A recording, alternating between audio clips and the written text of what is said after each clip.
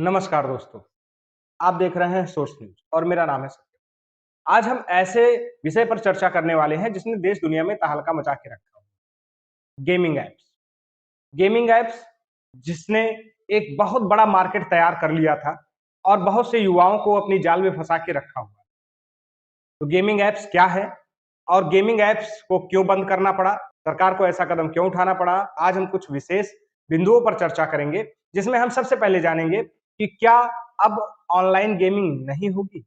दूसरा, क्या dream eleven, माई eleven circle या एमपीएल जैसे ऐप बंद कर दिए जाएंगे, या फिर सरकार को ऐसा कदम क्यों उठाना पड़ा?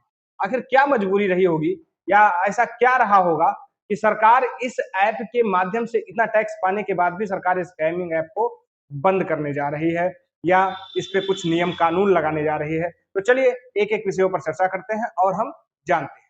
आज के समय में देखा जाए तो हर युवा इस गेमिंग ऐप से जुड़ा हुआ है। बहुत सारे ऐसे गेमिंग ऐप हैं, चाहे वो ड्रीम इलेवन हो, चाहे माई इलेवन सर्कल हो, एमपीएल ऐप हो, बिंजो ऐप हो, बहुत सारे ऐप हैं, इनकी गिनती नहीं है। वन एक्स बैट जैसे बहुत सारे गेमिंग ऐप। लेकिन ऑनलाइन गेमिंग जो होता है वो दो प्रकार का होता है। पहला होता है skill based game. Skill based game का मतलब जो स्किल पर आधारित होता है, जो आपके नॉलेज को इंप्रूव करता है, जिसको खेलकर आपको मनोरंजन प्राप्त होता है या कुछ आपका स्किल डेवलपमेंट होता है। दूसरा होता है चांस बेस्ड आधारित गेम। चांस बेस्ड आधारित गेम क्या होते हैं? चांस बेस्ड आधारित गेम एक ऐसे ऐप होते हैं जिसमें आप कुछ पैसा लगाकर पैसा जीतने की चाहत रखते हैं। ऐसे ऐप को सट्टेबाजी ऐप कहा जाता है।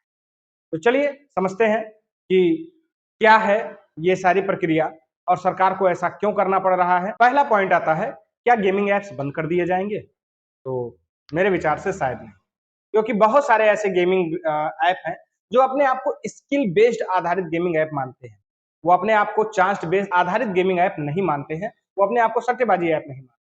लेकिन सरकार ने इन पे निगाह रखी हुई थी और ये कुछ उसी रास्ते पर चल रहे थे जिसके कारण करोड़ों युवाओं को इन्होंने अपने आप से जोड़ा था और साथ ही साथ लाखों युवाओं को इन्होंने उसका लती बना दिया था, उसका आदती बना दिया, जो अक्सर ज्यादा टीमें या ज्यादा पैसा लगाकर पैसा कमाने का चाहत रखते हैं।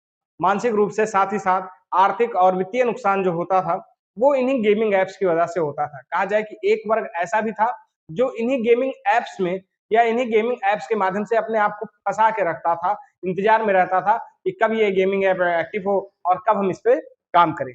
तो सरकार ने गेमिंग बिल पारित किया है गेमिंग ऐप्स को या ऑनलाइन गेमिंग ऐप्स को नियंत्रित करने के लिए, और सरकार के द्वारा किया गया ये जो निर्णय है बहुत ही सराहनीय है। गेमिंग ऑनलाइन गेमिंग पे आधारित एक बिल पारित होना था और हुआ, बहुत ही अच्छा कार्य हुआ। इसमें अगर कहा जाए तो जो स्किल बेस्ड आधारित गेम है वो बिल्कुल बंद नहीं होंगे। जैसे ड्रीम इलेवन ने अभी हाल ही में अपने जितने भी पैसा लगा के पैसा कमाने वाले प्रोग्राम थे वो सारे के सारे बंद थे। अब ये स्किल बेस्ड गेमिंग ऐप को चला रहा है। इन्होंने कुछ अपना स्टेटमेंट भी दिया था, उस स्टेटमेंट में इन्होंने लिखा था कि हम स्किल बेस्ड आधारित गेमिंग ऐप चलाते हैं और वही चलाते रहें। तो इन्होंने फिलहाल अपने आप को चेंज किया है। सरकार के गाइडलाइन के अनुसार कोई ऐप चलता है तो वो बंद नहीं किया जाएगा, लेकिन वो सरकार के गाइडलाइन के अनुसार यदि नहीं चलता है तो बंद कर दिया जाएगा। हाल ही में बहुत सारे ऐप बंद हुए हैं या बंद होने वाले हैं या अपने आप को मॉडिफाई करने वाले हैं। जो कुछ मुख्य और प्रमुख ऐप्स हैं जिनका लिस्ट आपको स्क्रीन पर दिख रहा होगा, आप जान सकते हैं कि इसमें से कौन सारे ऐप अपने आप को मॉडिफाई कर रहे हैं या बंद कर रहे हैं। ऐसे बहुत सारे हैं, हमने कुछ के नाम यहाँ पर दिए हुए हैं। दूसरा, सरकार को ऐसा कदम क्यों उठाना पड़ा? सरकार को ऐसा कदम उठाने के लिए कई गंभीर कारण हैं। सरकार ने बहुत सोच समझ के इस प्रकार का कदम उठाया है। जैसे क्या विशेष कारण है? पहला कारण है कि वित्तीय नुकसान।